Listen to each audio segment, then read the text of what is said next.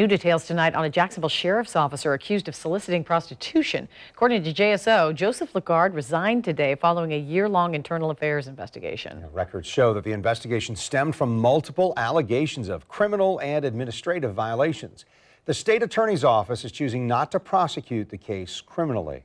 News 4 Jax reporter Corley Peel joining us live from JSO headquarters with what LeGard's neighbors think about these allegations.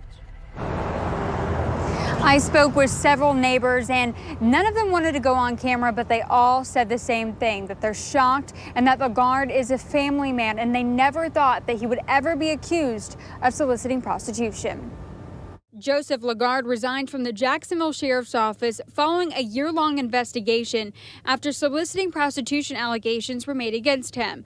Records show he faced multiple allegations of criminal and administrative violations. Once the Integrity Unit finished its investigation, police say the state attorney's office chose not to pursue the case, saying it had limited probability of a conviction.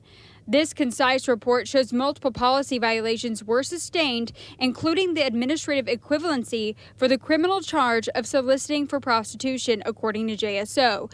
Internal Affairs recommended that LeGard be fired, and Sheriff Mike Williams agreed. The Sheriff's Office says they will be documenting LeGard's departure from the agency, and that will be reviewed by FDLE. Reporting live from JSO, Corley Peel, Channel 4. The local station.